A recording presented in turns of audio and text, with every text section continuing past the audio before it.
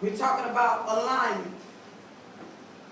And what I want you to notice here is that God had a plan. Has it stopped? Okay. God has a plan. And when you see in all three of these, then we have a fourth one. The valley of the dry bones. In Exodus the 37th chapter. That example seemed as if it was very impossible. It was very dry. But when things came into alignment, okay? Let me tell you what happens when there's alignment. But I'm going to go back through all four of these. And when you're dealing with alignment, everything must be properly put into place. There could have not been spiritual outbursts in the heavens. It was a must that Jesus met John. In order for you to have kingdom alignment, you got to have the Word and the Spirit. You can't have one without the other. Then on the day of Pentecost, the alignment took place that they were all on what? One accord. You got to be on one accord. And on alignment, everything is what? Aligned up accordingly. It's together. It's synced. It walks in unison.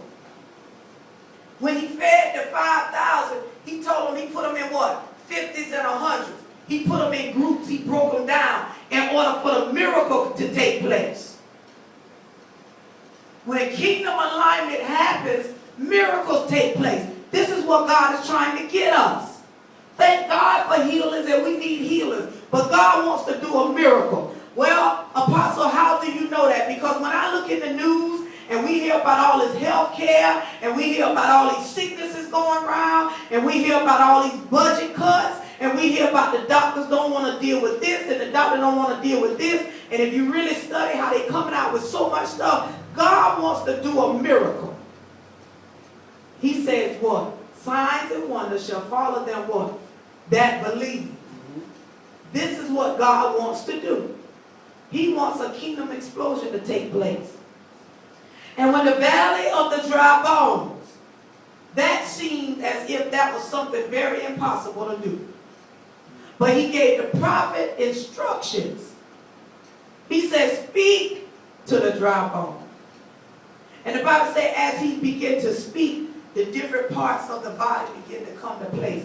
Prophets, this is why there's an urgency for the prophets right now. There's an urgency for the prophets in the land. There's an urgency for the apostles and the prophets. He said because the foundation had built upon what? The foundation of the apostles and the prophets. And then he said he won't do nothing in the earth unless he first revealed it to his servant, the prophets. There's an urgency. There's a call. There's a cry. There's a clarion call that's going out. But we have to be able to have an ear to hear what the Spirit of the Lord is saying. He's saying, line back up. Yes. Yes. Line back up. Don't make it strange if God begin to stop you from doing some of the things that you've been so used to doing or wanting to do, and you can't go to the places that you want to go, or